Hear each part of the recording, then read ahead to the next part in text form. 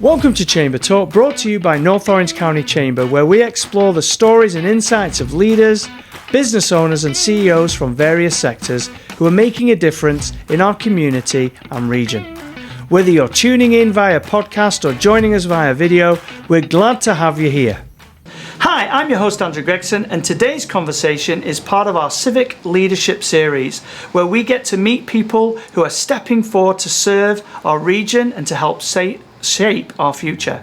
Our guest today is Lisa Ramirez, an attorney, community advocate, and candidate for the U.S. Congress of California's 40th District. Lisa's story began with an interest in international human rights law, and through a non-profit fellowship, she discovered immigration law, a field that's become her life's work for more than over 25 years. Lisa, thank you for coming on today. It's a pleasure to be here, Andrew. Thank you for having me. So I appreciate you bearing the weather today. Our listeners might not know, but actually it's raining pretty heavy today, so thanks for making it up. No problem.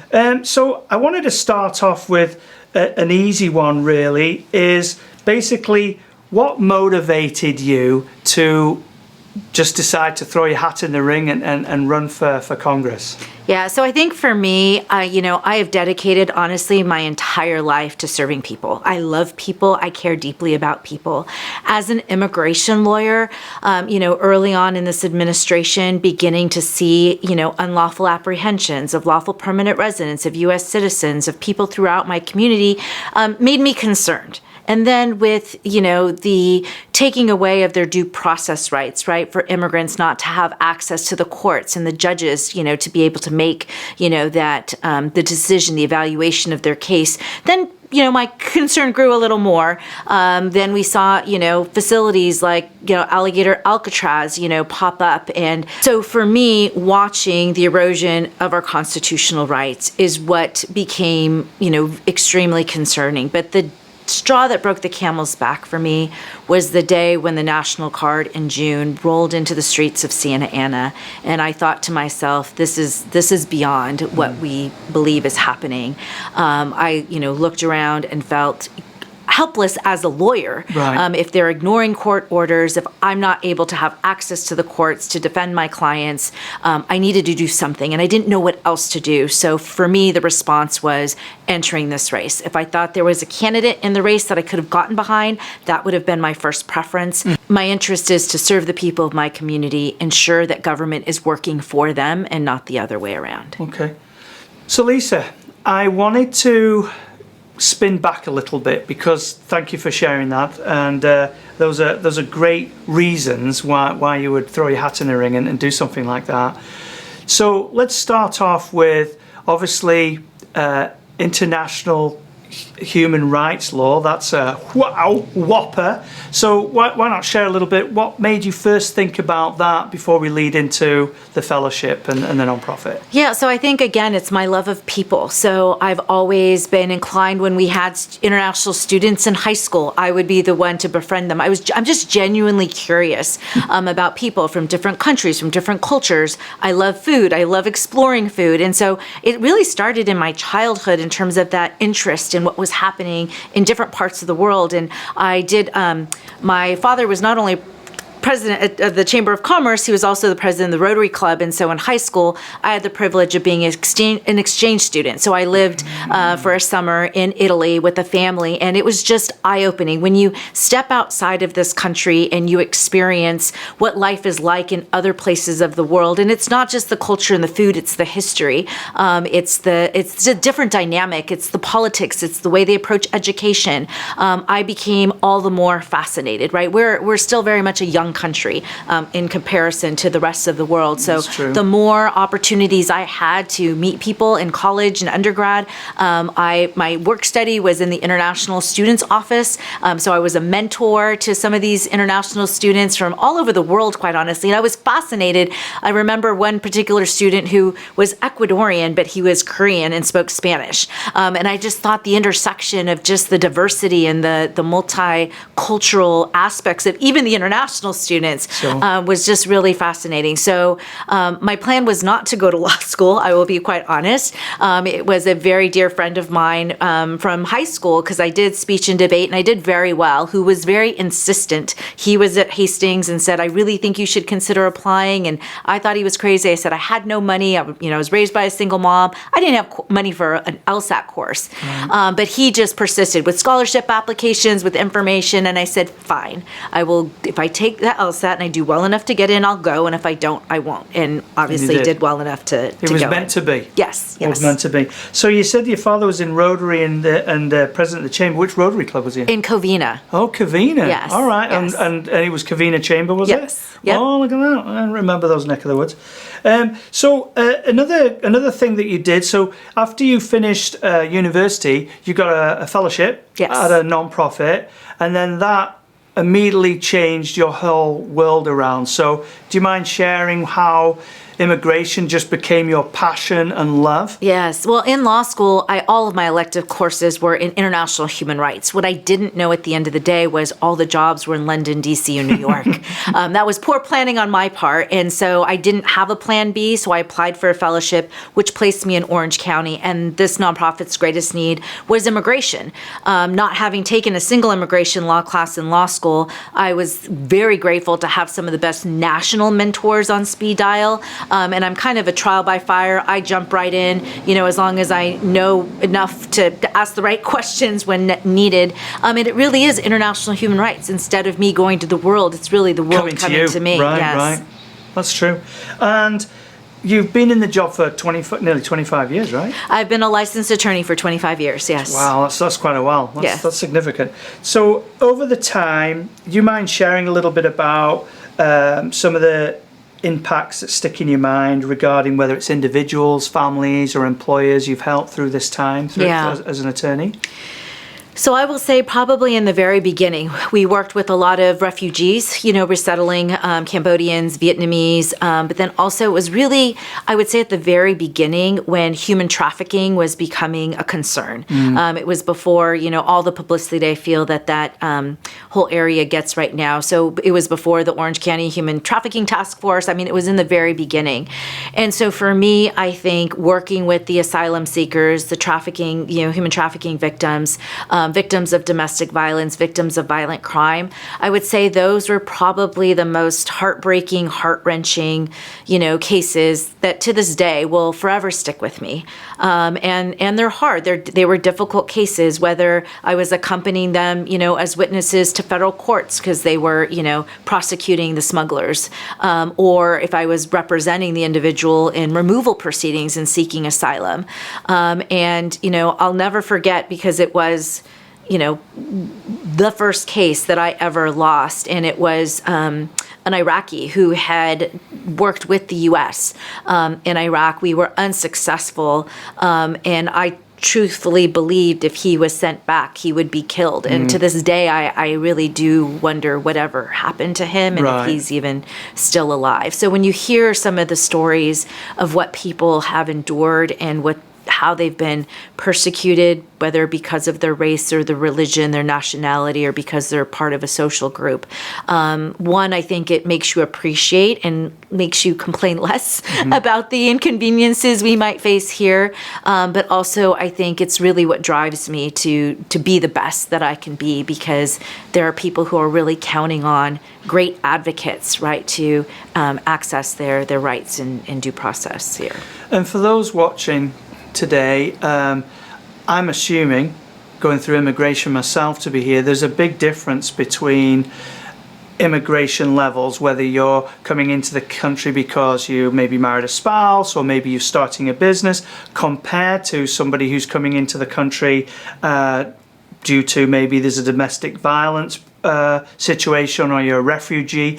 Do you mind sharing quickly or shortly the differences between the two? Because I think people might just put it in one box, and I know it's very different. Yeah, no, it's very different. I would kind of categorize them into three buckets, if you will. You've got the employment-based category. So those are highly specialized skill, labor force where we don't have enough workers, in the United States to fill those positions. So an employer, can sponsor someone to come to the United States. They can sponsor them temporarily temporarily, or they can sponsor them for their green card or permanent residency. Then you've got the family-based, bucket. Those are people who are married to U.S. citizens, lawful permanent residents. They could be children of U.S. citizens. Even thinking about expats, that live abroad and they fall in love and they get married, they build a family, and now they want to come back. So it's all that immigration process for U.S. citizens and their families as well. That would include fiancés, and I would say we did more fiancé visas during COVID, believe it or not, than ever before. Not sure that was a great time, because when people really don't have that long-term relationship, Right. it's, uncertain how that's going to end, but we don't have a dating visa, so you either agree to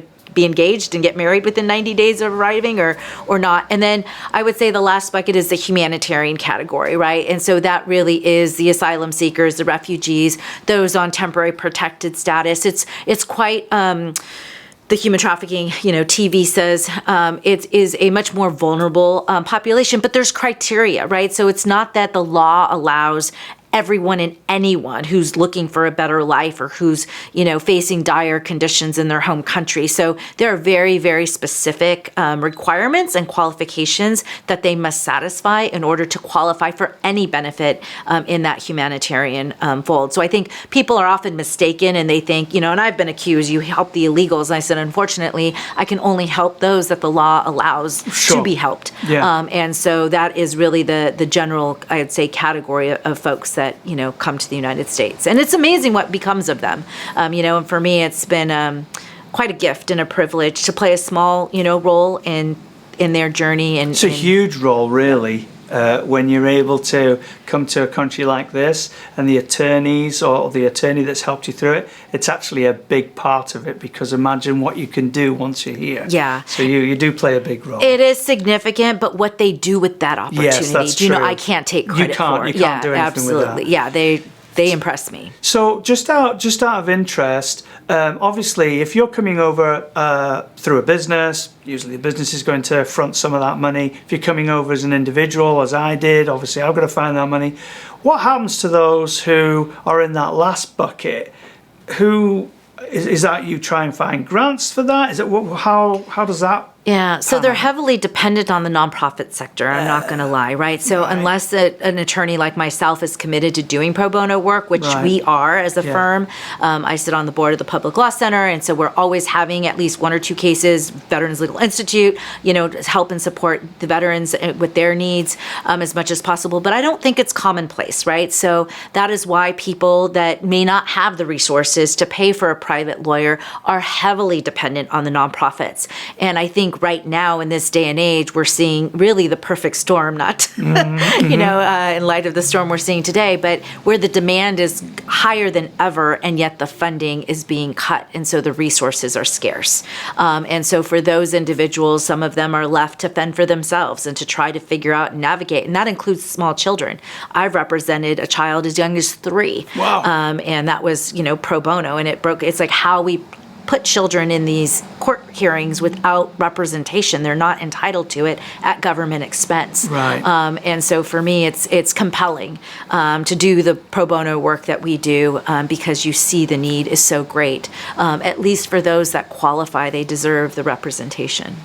So when I was listening to you there, the other bucket you were talking is the, whatever it is, E2, whatever visa it is, when you're coming in for a business. And I know, hot topic right now is obviously immigration is really, playing a major field on who stays and who goes and what's happening. But workforce is being taken away, and they're not necessarily getting filled by people who are already here. Does that mean that businesses in the future might sponsor some of those to come back and work here? So I'd say anything is possible. Okay. However, the financial cost is a significant deterrent, right? So whether we're talking about the $100,000, H-1B visa fee that was recently announced, really came as a shock to many of our clients, and I think companies and employers, across the country. Everyone, right. So you have that piece where there is a significant decline in employers being willing to sponsor individuals, especially when you're looking at that level of cost. Mm-hmm. Now, on the other extreme of the spectrum, I would say are, the agricultural workers that really are going to impact our economy. They're going to impact the cost of goods and basic things like food. Yeah. And so, there's different proposals, being thrown around in terms of how we solve that. None of it is actually dealing with the current existing reality that we have undocumented workers that really need to come out of the shadows that have contributed to this society. We're going on almost 40 years. Next year will be 40 years without any immigration reform. Wow. And so if you think about how much the world has changed in 40 years. That's a long time, isn't it? I would think so, yes. And people wonder why our immigration laws don't work. It's because we're stuck back in the 1980s. Back in the day, yeah. And so really for those employers, there's programs being, tossed around. But again, it would require them to pay for those visa fees, pay for the legal representation, and pay the prevailing wages, which they don't do right now. So granted, yes, those are all ideal, programs. However, I don't know on a practical level, employers that are going to be able to afford that without raising the cost of goods and services. And so really it'll be up to the consumer to see what they can stomach or have to do without. At the Chamber, our mission is quite simple. We want to keep business in business.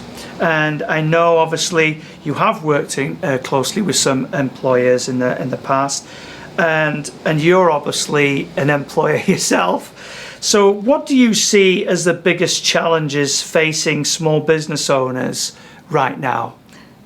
That is a great question, and I have to start with this because this is something that really became a reality for me just yesterday, which is we're going through our open enrollment and health insurance costs, right? And so we know, we anticipated, we've heard a lot, especially during this government shutdown, of what this, HR 1 bill that passed and cutting Medicaid and cutting, people's access to the Affordable Care Act. Those premiums are going to, for some people more than double, if not triple. And I have been reading about the impact we can anticipate as employers, and I've heard like 6 to 7%. But when we sat down with our broker yesterday, I was absolutely shocked that the best deal really for us is an 18% increase, right? And so I know that I'm not the only small business or employer that does its best to offer health insurance to its employees. Maybe not everyone does, but those of us who really want to be good employers, right? We want to offer that. When you see that cost, and I can't really put that on the backs of my employees if I don't increase their salary. And so again, we're faced, with the same predicament, which is how do we,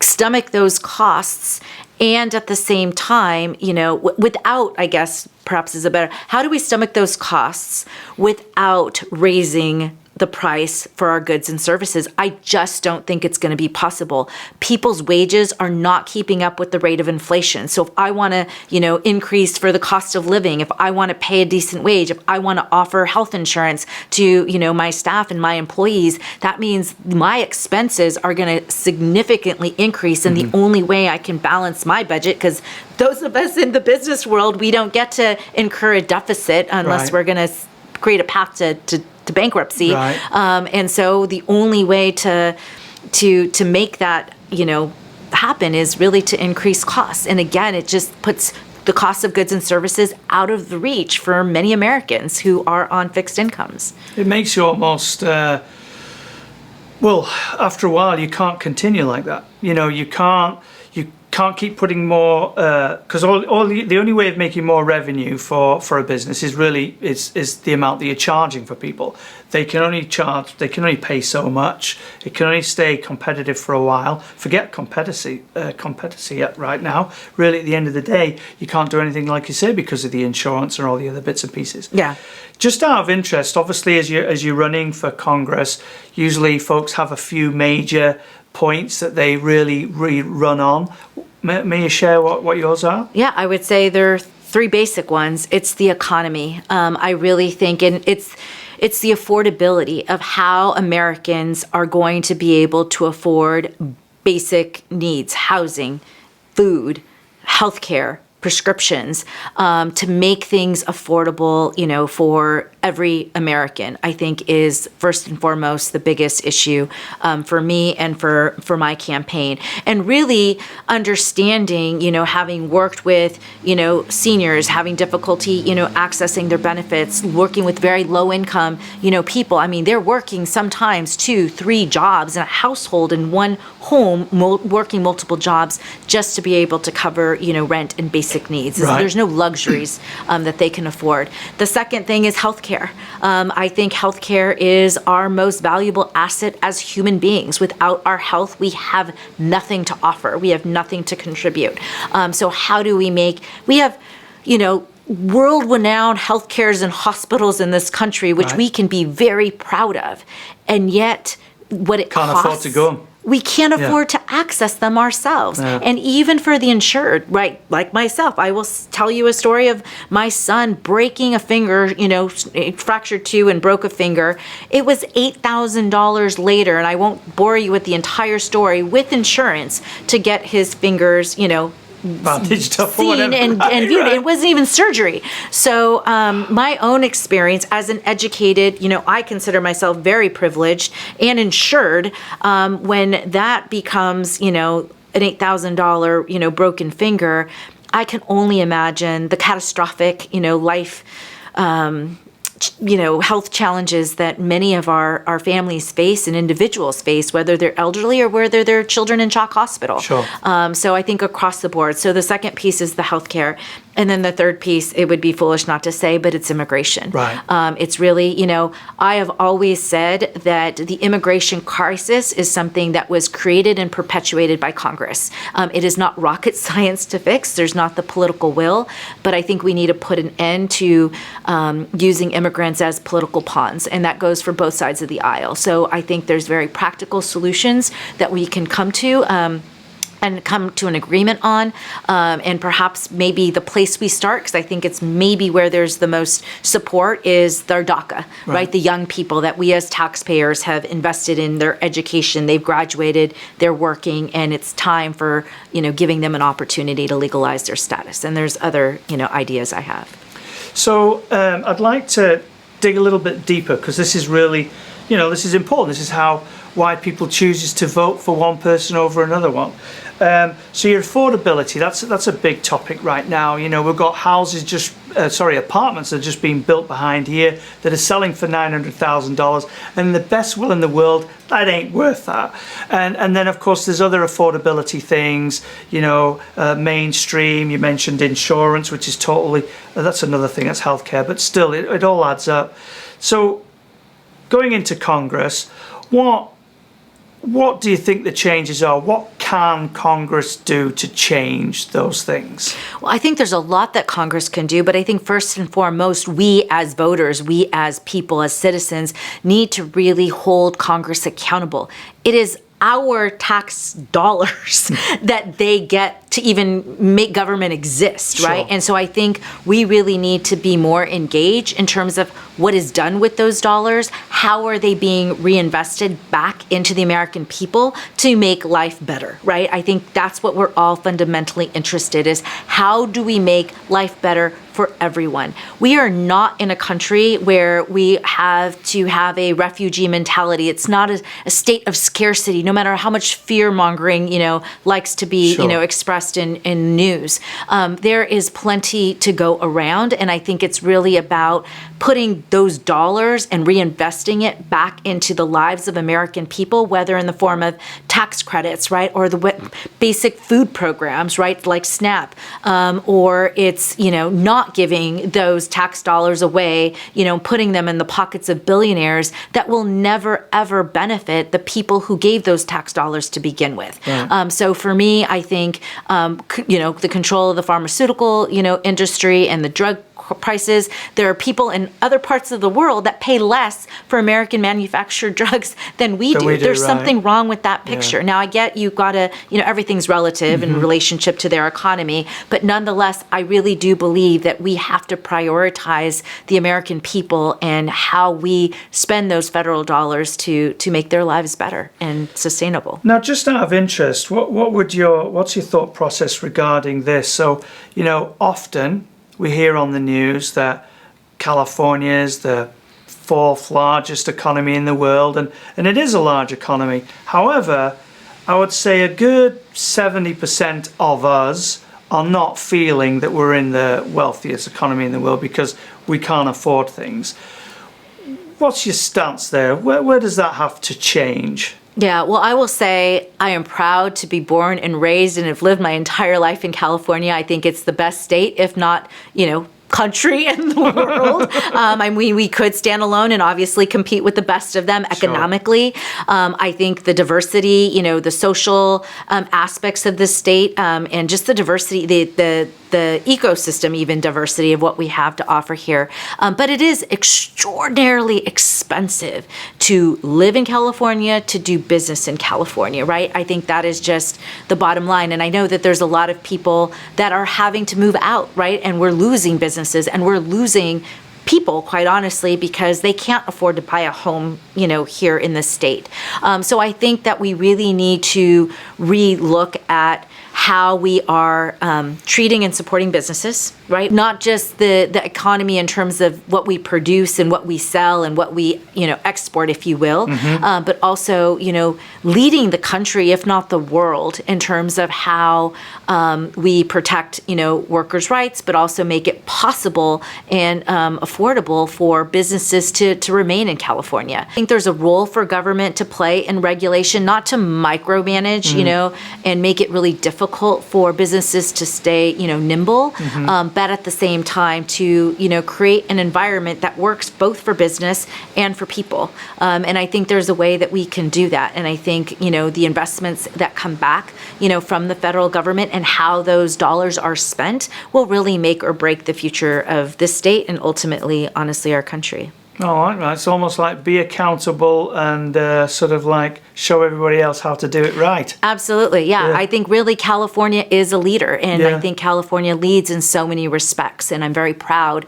of what we've been able to create and build as a state. Do we have a long way to go? Absolutely. Could we always use improvement? Absolutely. But I think we're on the right track in many respects. I think some of it could also do with, you mentioned before that immigration was, hasn't been reformed for over 40 years. Maybe some of the things that we're running today still need a re-evaluation of how life is today to then make it more of a sensible playing field for all. Maybe that's part of that. Yeah, and I really think if Americans and the people, again, get re-engaged, right? I think we've really taken a back seat, if you will, and looking to government to solve our problems. I often like to remind people we are government. We, the people, are the government. And so we have untapped possibility for creativity, for ingenuity, for innovation,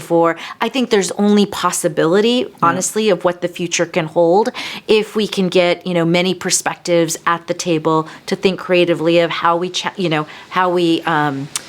tackle some of the most challenging, issues. What I think, in many respects, in whether I'm talking to, nonprofits or government, it's the same old, same old. It's like, this is just the way we've always done it. And I've always tried to challenge those perspectives. It's like, well, can we think of a different way of doing it? Just because it's the way we've always done it doesn't mean it's going to carry us into the next century. So I think it's constantly, and I think, the private sector in businesses, we have a lot to learn because I think they are oftentimes on the cutting edge of the innovation, of the technology, of how we can be more creative in solving the problems. And I think public entities really need to be a little bit more open to establish those partnerships. We can learn a lot from each other. Now, another thing that you're sort of running for or about is healthcare. that's a big deal. And being a business owner, obviously we've got Cal Saver now and all these other bits and pieces that are coming in. So what are your main thoughts about the healthcare and how that can be reformed and what can be done? So I think that every person should have access to basic health care, right? It doesn't need to be the Mercedes-Benz. It doesn't need to be, very expensive, lucrative, plan of any sorts. But I do believe that it is an investment that everyone should make in themselves based on their ability to pay, right? So I think for me, we can't do a one-size-fits-all. We can't do a one-price-fits-all. I think the use of, taxpayers' dollars to create those subsidies that some people quite honestly need. But I think we also need, I'm really big, not only on the responsibility and accountability, but also the integrity. I think a lot needs to be looked at because I think our current infrastructure is wrought with fraud.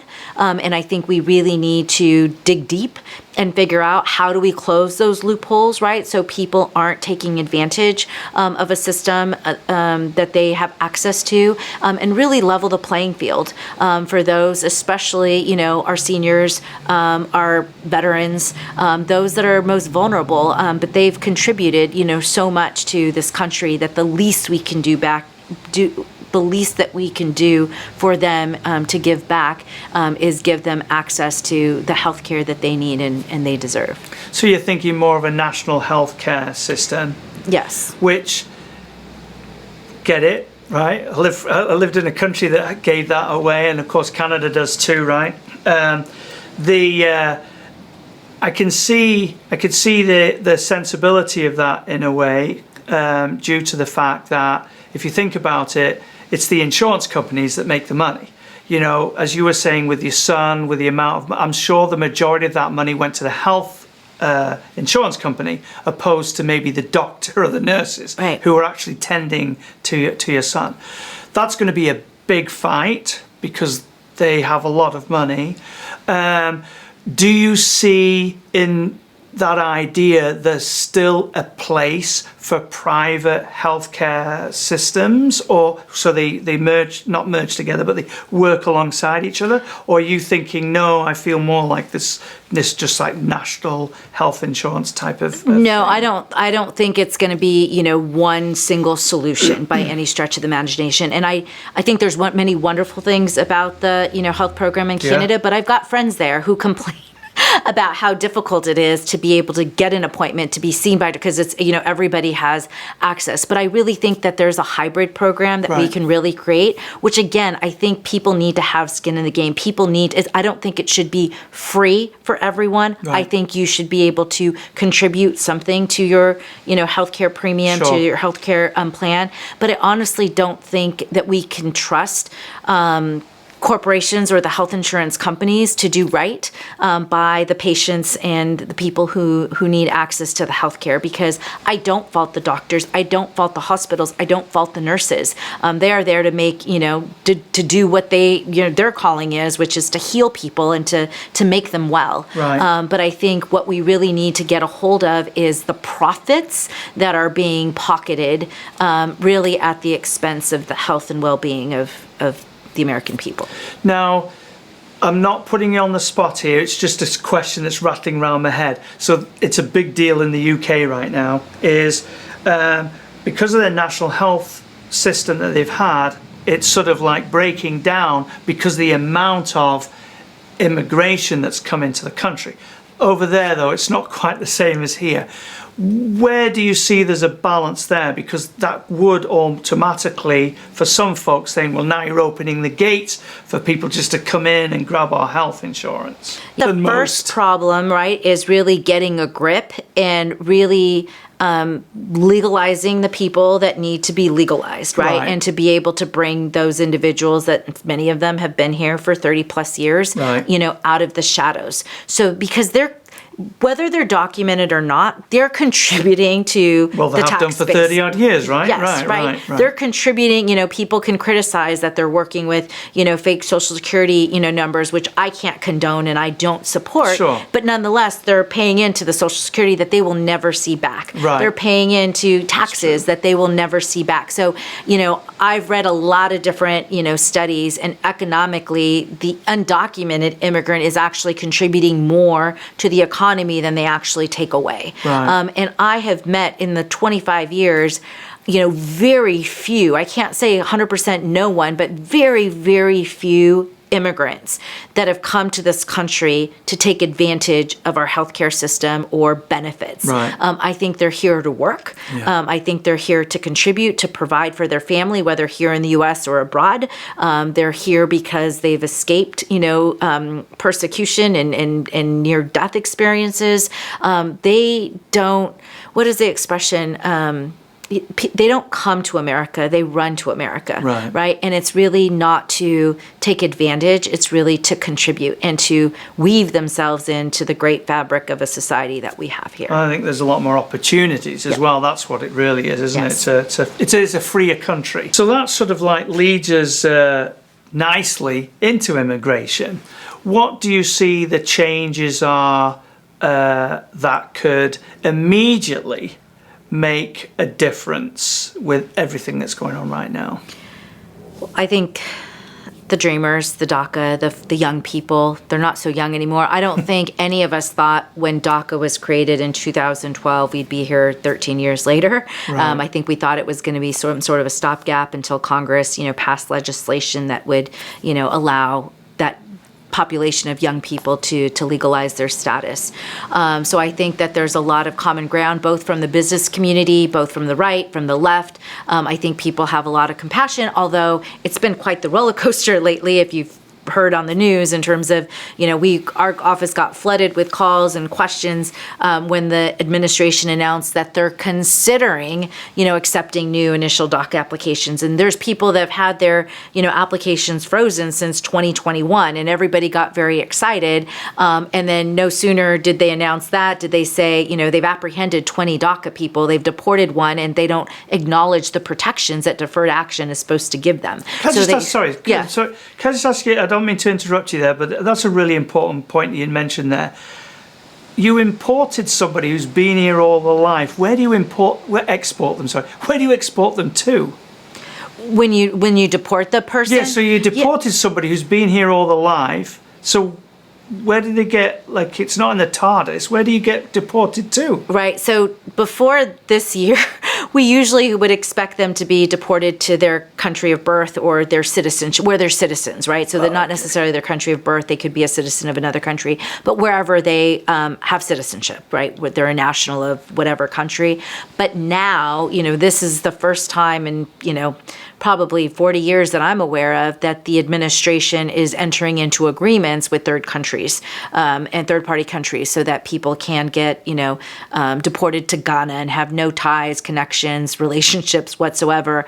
A new agreement that was entered with both Guatemala and Honduras recently is that any asylum seeker, any Spanish-speaking, any individual from a Spanish-speaking country seeking asylum in the United States will now need to seek asylum in Guatemala or Honduras. And if you really fear for your life, then you're going to need to go live in Guatemala or Honduras. The exceptions are Cubans and Venezuelans. But so this administration has, in my opinion, for the first time, utilized third country agreements to basically be able to remove people to whatever country agrees to accept them. I see what you're saying. Well, that's a good well, it's a start, right? It's a start somewhere.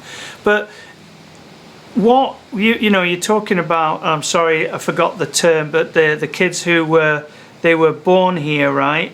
And they went to school here, and now they're looking at maybe whether they should stay or not, or they're not documented? Yeah. So they're not born here. So, but they could have come when they were, under the age of 16, right? So they were children when they arrived to the United States. Right. Some of them babies, 9 months old, 3 years old. They have no recollection of life Anywhere in any else. other country. Right. And as a taxpayer, we've invested in them to pay through their kindergarten, through high school, and, and so that investment. And then before DACA, I used to go and speak at a lot of high schools, and we were throwing away an entire generation that wanted to enter the military, that wanted to go to work, but they couldn't because they didn't have a social security number. They wanted to go to university, and they couldn't because they didn't have, even valedictorians that had full rides to Stanford, to the UCs, they were then denied admittance because they didn't have their social security number. And so DACA really at least gave this limited, temporary, it's not legal status, but protection that these individuals could at least stay here and get a work permit, get a social security number, so that they could at least work or continue to go to school. And that's exactly what many of them have done. But now, it's not legal status. And as we've seen, at least 20 people so far, they've been detained or deported, even with DACA. And so on that point, you're getting deported to, you say, well, your country of origin is X because that's where you were born, but you've never lived there, you've got maybe no family there, you've certainly got no life, no social security, no nothing. Doesn't quite make sense, does it, I think the piece for me that is more heartbreaking than the impact of that individual and having to reestablish life in somewhere that they're not familiar with is that I think we forget that they don't live in a vacuum. And many of them are married, they've got U.S. citizen children, or they have a U.S. citizen spouse. And those are the people, it's the families that's left behind that actually suffer the most. And that's going to have a bigger impact on us societally and as a mental health expense and everything. I could tell you story after story of, 10-year-olds that stop eating, that, hide under the table, that wet their bed, that, it's traumatizing. It is traumatizing to have a parent, plucked out from your home one day to the next. And it's also traumatizing in the anxiety and the mental health toll it's taking on young people that they don't know if they have one family member who doesn't have legal status. Will they be there when they get home from school? Like, they don't want to go to school now. They're afraid to leave. They're afraid what could happen because of everything that they're hearing about in the news. So this, to me, isn't even an immigrant issue. This is really an issue, at least here in California, when we have so much of the population that is foreign born. That doesn't mean that they're undocumented, right? But we are certainly a very diverse population, and we live in what we call mixed status families, right? So, in Orange County alone, 93% of the 236,000 undocumented people have at least one U.S. citizen child, right? So we've got to think about those children. We've got to think about the impact that we're having. Now, do I think that we should not enforce our laws? No, but I think that there is a decent and humane way of doing so, and it certainly doesn't look like the way it's been being done. Now, one of the things that you mentioned a little bit earlier, and I'm sorry to stick on this topic, but it's a big one right now, isn't it? Is, we've seen the noise of media and everything else is all about ICE and everything else that's going on. But then, you look back in other administrations, they've done their things too, right? But one thing that stuck out is you said, but we haven't really looked at changing the laws over the years. So why was there a focus on one thing, but then never really figured out what we really all run by, and that's the rules of the game? Why did we miss that? Why did we not enforce the rules? Yeah, why didn't we do different rules or look at them again? Or, instead of just, it's almost like it's a Band-Aid. Let's do that instead of like doing the hard work and sitting down and figuring it out. Why did that get missed all these years? Well, I'm afraid I'm going to disappoint you in my response because you're looking for something logical. It's politics. Logical. It's politics. That to me is the bottom line. It's just how we've used immigrants and immigration laws. It's just being a tool rather than it's real people, it's real life. Let's somehow deal with it. That is a shame, like I said, it's not rocket science. Right. It's not a difficult fix. If there was the political will, it absolutely could be resolved and fixed tomorrow.